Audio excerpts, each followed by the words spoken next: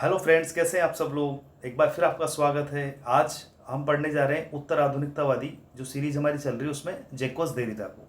जैक्वस देरिदा उत्तर आधुनिकतावादी और उत्तर संरचनावादी दोनों हैं। ठीक है, उत्तर आधुनिकतावादी भी हैं और उत्तर संरचनावादी भी हैं। देरिदा का जन्म 1930 में होता है। कहाँ होता है? अल्जीरिया में। अल्जीरिया कहाँ है? अफ्रीकन एक कंट्री है।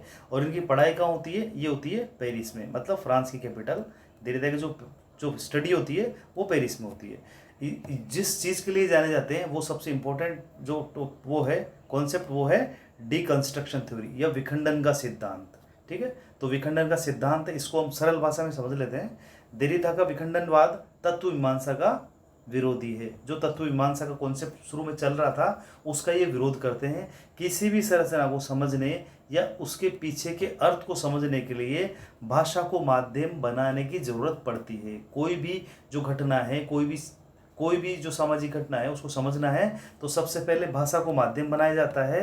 भाषा अस्थिर होती है भाई। जो भाषा हम यहाँ इस्तेमाल कर रहे हैं इंडिया में, वो भाषा जर्मनी में कुछ और होगी, फ्रांस में कुछ और होगी। ठीक है, वही भाषा राजस्थान में कुछ और होगी, यूपी में कुछ और होगी, एमपी में कुछ और होगी। ठीक है, तो भाषा अस्थिर होती है। हमें सही अर्थ जानने के लिए भाषा को तोड़ तोड़ कर उसका वास्तविक अर्थ जानना होगा। यही डिकंस्ट्रक्शन है। तो इसको सीधा सीधा रट लें आप।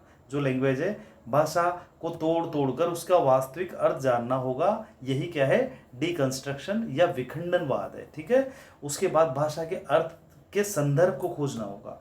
पहले क्या करना होगा? सबसे पहले तो वास्तविक अर्थ जानने के लिए भाषा को तोड़ना होगा। उसके तोड़ने के बाद में जो संदर्भ है, वास्तविक संदर्भ, उसे खोजना होगा, जिसको इन्होंने क्या कहा है? ग्रामेटोलॉजी कहा है। ठीक है, तो दो कॉन्सेप्ट हो गए इनके।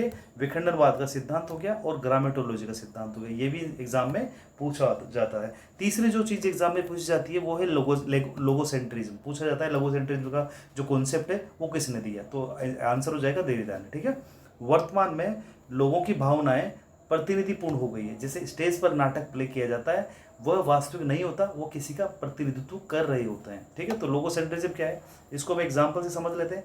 आजकल लोग जो क्या करते हैं, जैसे मान लो कोई सीरियल देख रहे होते हैं या कोई मूवी देख रहे होते हैं, वेब सीरीज जो आजकल चल रही है वो सब देखते रहते हैं। ठीक है, तो उसमें वो जो रोल एक्टर वहाँ पे निभाता है, उसी को हम जो जीवन है उसमें निभाने की कोशिश करते हैं। उनका कपड़ा पहनने का स्टाइल, उनका बात करने का तरीका। ठीक है, और उसको डेली लाइफ में भी हम आजकल फॉलो करने लग गए।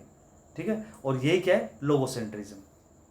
ठीक है, उसके बाद देख लेते हैं इनकी इंपॉर्टेंट बुक्स जो कि एग्जाम्स में बहुत पूछी जाती है। लगभग सारी किताबें पूछी जाती है, तो मेरा यही कहना है कि सबको आप याद कर लें। एक जो इंपॉर्टेंट बुक है इनकी वो है राइटिंग एंड डिफरेंसेस। ठीक है, 1967 में किताब आई थी, ऑफ ग्रामेटोलॉजी। ये सबसे इंपॉर्टेंट किताब है, 1967 में आई थी किताब भी। इस पुस्तक में इन्होंने क्या दिया था? डीकंस्ट्रक्शन की जो थ्योरी थी वो इन्होंने दी थी। पोजीशन इन जो बुक थी वो 1972 में आई थी।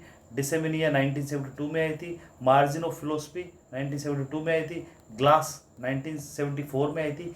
Speech and phenomena and other essays 1973 में आई थी।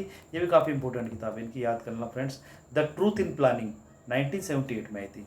ठीक है फ्रेंड्स, तो ये इंपॉर्टेंट टॉपिक था और हमने अभी आज पढ़ा देरिदा के बारे में। और आज के लिए फ्रेंड्स क्लास में इतना ही। नेक्स्ट क्लास लेकर हम फिर आएंगे। अभी उत्तर जो आधुनिकतावाद है उसमें और सीरीज आनी है और जो थिंकर्स है उनको हमें पढ़ना है। तो देखते रहिए। Thanks for watching.